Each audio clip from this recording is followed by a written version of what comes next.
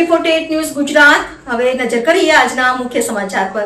અંકલેશ્વર તાલુકાના ભડકોદરા ગામના ward number 12 વિસ્તારમાં 45 લાખ રૂપિયા ઉપરાંત પેવર બ્લોકના કામનું સોસાયટીના રહીશોની ઉપસ્થિતિમાં લોકાર્પણ કરવામાં આવ્યું હતું।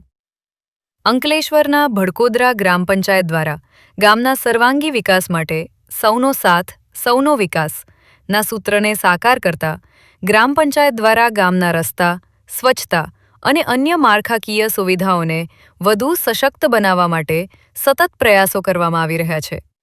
ત્યારે ગ્રામ પંચાયત દ્વારા વોર્ડ નંબર 12માં 45 લાખ રૂપિયાના ખર્ચે પેવર બ્લોકની કામગીરી કરવામાં આવી હતી, જેનો આજરોજ લોકાર્પણ કાર્યક્રમ યોજાયો હતો। આ કાર્યક્રમમાં ભડકોદરા ગામના સરપંચ સપનાબેન વસાવા, ગ્રામ પંચાયતના સભ્ય રાકેશભાઈ પટેલ તેમજ તાલુકા ભાજપ મહામંત્રી વૈકુંઠભાઈ પટેલ સહિત સ્થાનિકો ઉપસ્થિત રહ્યા હતા। આજ રોજ ભડકોદરા ગામે વોર્ડ નંબર 12 વૈભવ પાર્કમાં પેવર બ્લોકનું સંપૂર્ણ કામ પૂર્ણ થયું છે।